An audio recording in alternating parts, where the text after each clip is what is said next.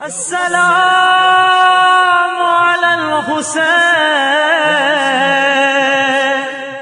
وعلى علي بن الحسين. اعوذ باللہ من الشیطان اللعین الرجیم. بسم اللہ الرحمن الرحیم. الحمد للہ رب العالمین والعاقبۃ للمتقین والجنۃ للموحدین والنار للعاصین. علی عبد المعید ورسول المصدد المصطفى الامجد وطبیب نفوسنا وحبیب قلوبنا مولانا ومولا الثقلین جد الحسن والحسین بالقاسم مصطفى محمد. اللهم صل على محمد وآل محمد وعلى أهل بيته الطيبين الطاهرين المعصومين الذين عذب الله عنهم الرجس وطهرهم تطهيرا. اللهم صل على محمد وآل محمد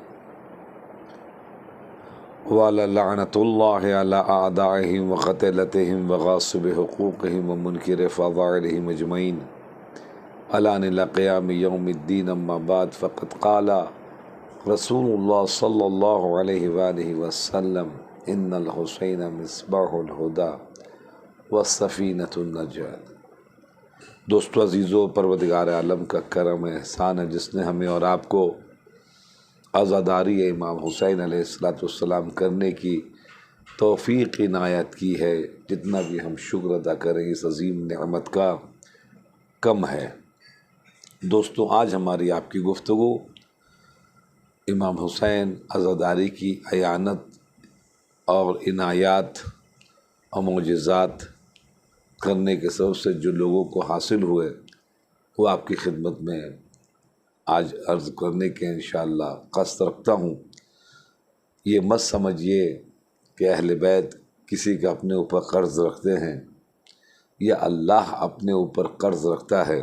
نہیں، ہم ایک دیں گے 10 ملے گا، 10 دیں گے 100 ملے گا.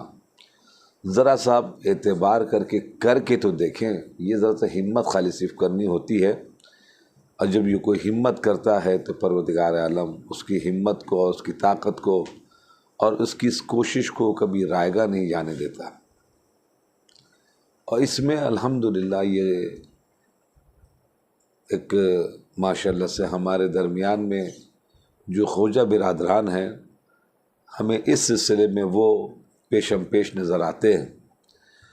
وہ اللہ سے بزنس کرنا چاہتے ہیں اور الحمدللہ کرتے ہیں، اور پھر وہ اس یقین کے ساتھ کرتے ہیں کہ ایک کریں گے 10 ملے گا، اور ان کو ملتا ہے.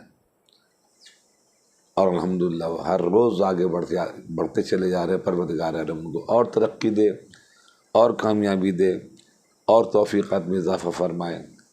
دوسرے لوگوں کو بھی سیکھنا چاہیے. یہ ان چیزوں سے پروردگار عالم رزق میں وسعت عنایت فرماتا ہے، برکت عنایت فرماتا ہے.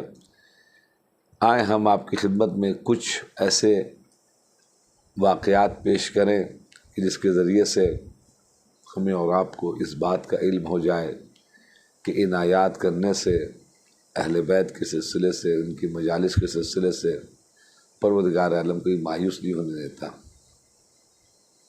عزیز و دوستو، حرم امام حسین اور حرم عباس علیہ السلام میں مستقل طور کے اوپر کچھ نہ کچھ معجزے رونما ہوتے رہتے ہیں، جس میں سے ایک عجیب ٹائپ کا معجزہ ہوا کہ جو لوگ حیران تھے اس معجزے کے سلسلے سے.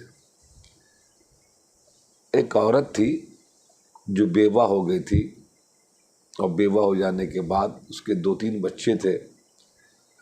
تو جب خدا نہ کرے کبھی ایسا اگر کسی کے ساتھ ہو جاتا ہے تو پھر بہت سے ایسے اوباش قسم کے جو لوگ ہوتے ہیں وہ پھر ڈورا ڈالنا شروع کر دیتے ہیں. اس عورت کے ساتھ، مومنہ کے ساتھ ایسے ہی ہوا. شوہر کے انتقال ہو جانے کے سبب سے 2-3 بچے تھے، اور یہ بوڑھی بھی نہیں ہوئی تھی. لوگوں نے ڈورے ڈالنے شروع کیے، اور ایک مرتبہ جب اس نے مدد چاہی ان لوگوں کی تو اس مدد کے اوپر بھی شرائط رکھنا شروع کر دیا ان لوگوں نے، جو اس کے ضمیر گوارا نہیں کر رہا تھا اور کرنا بھی نہیں چاہیے. ایک مرتبہ وہ حرم جناب عباس علیہ السلام میں آئی اور آنے کے بعد عراق کی تھی.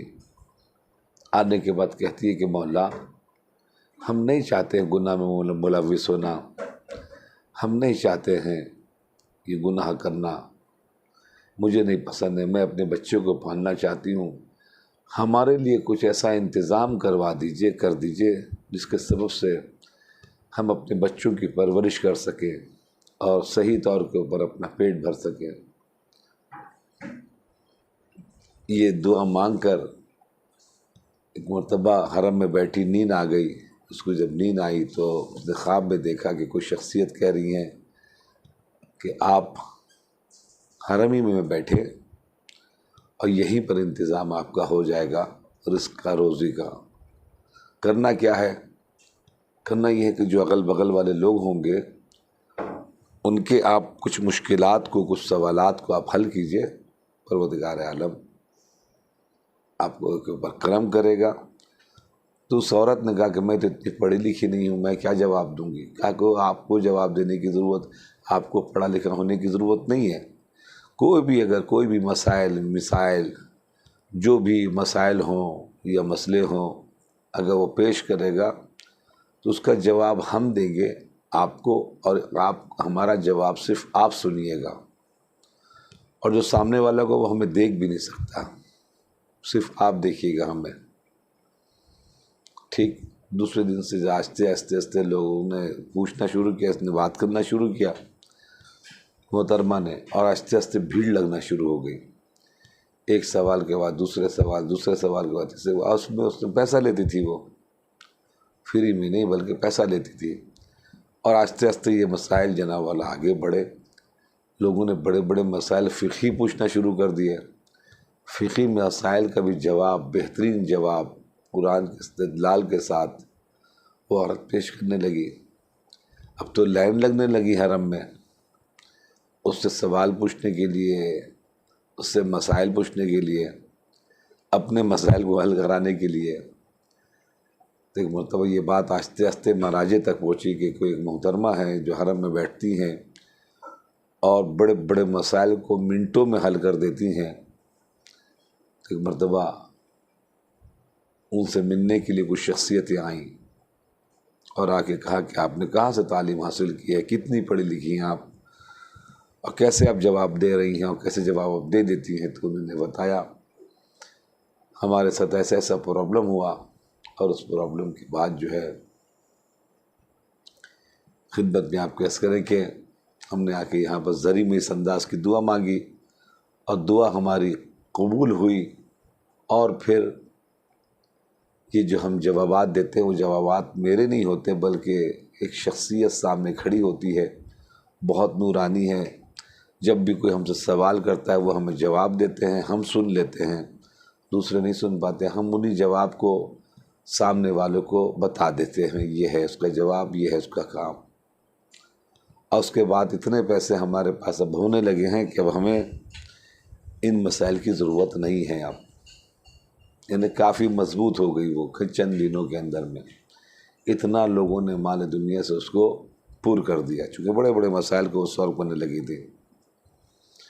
آپ نے دیکھا، آپ نے غور فرمایا کہ میرے مولا نے اس عورت کو بھی مایوس نہیں ہونے دیا اور عنایت کیا.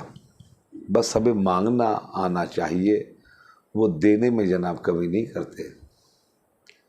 عزیز و دوستو، اسی طریقے سے بصرہ سے جو ہے ایک قافلہ آ رہا تھا، جس قافلے کے اندر میں ایک عیسائی بھی تھا. تو عیسائی نے کہا کہ مجھے بھی آپ لے چلے، دوستوں میں سے تھا. وہ آیا، آنے کے بعد حرم امام حسین کے باہر بیٹھ گیا، ان کے چپل کو دیکھنے لگا، حفاظت کرنے لگا، سامان کی حفاظت کرنے لگا تاکہ پوری انجمن آ کے آرام سے زیارت کر سکے. خواب میں دیکھا جو اس کاروان کا ہیڈ تھا کہ فرشتے ہر روز فہرست بنا کر پیش کرتے ہیں کہ کتنے زائرین آئے اور کس کو کیا صلہ ملنا ہے. یہ امام حسین کے پاس پیش کیا جاتا ہے. جب پیش کیا گیا تو امام حسین نے کہا نہیں، یہ فہرست مرتب کرنے والے نے پوری مرتب نہیں کی ہے۔ بار بار پوچھنے پر بار بار دیکھ کر آتے تھے اور امام حسین کے سامنے پیش کرتے تھے۔ اس نے خواب میں دیکھا۔ آخر میں جناب جو ہے امام حسین نے کہا وہ جو چپل کی حفاظت کر رہا ہے تم لوگوں نے اس کا نام نہیں لکھا ہے، وہ بھی زائرین میں سے ہے، اور اگر امام حسین اگر کسی کو زائرین قبول کر لیں تو کسی کی مجال نہیں ہے کہ کوئی اس کو رد کرتے۔ عزیزان محترم، امام حسین بہت عنایت کرتے ہیں اپنے چاہنے والوں کو، اپنے ذاکرین کو، اپنے سامعین کو، اپنے عزادار کا بہت خیال رکھتے ہیں۔ کیوں نہ رکھیں؟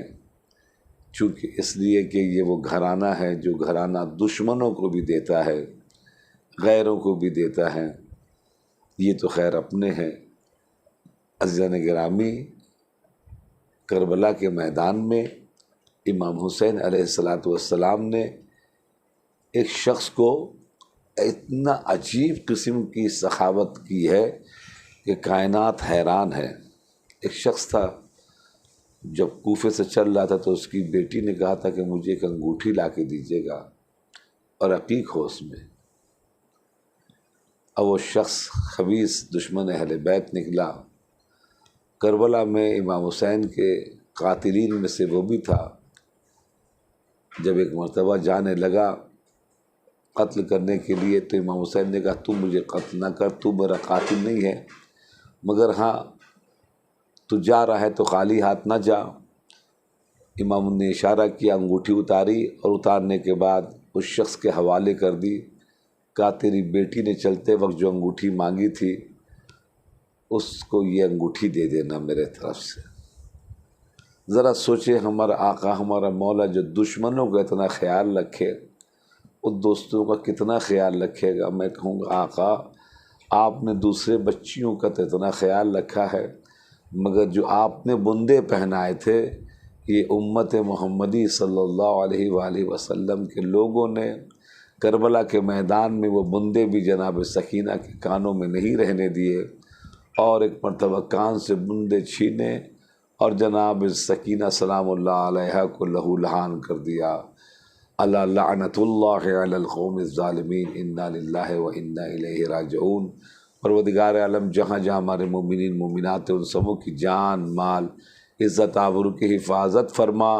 جتنے مومنین مومنات کربلا معلیٰ جانا چاہ رہے ہیں، خاص کر کے چیلم میں، ان کے تمام اسباب مہیا فرما دے۔ پروردگار عالم ہمارے اور آپ کی امام کے ظہور میں تعجیل فرما۔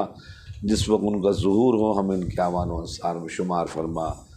وتقبل منا انک انت السمیع العلیم ورحمۃ اللہ وبرکاتہ۔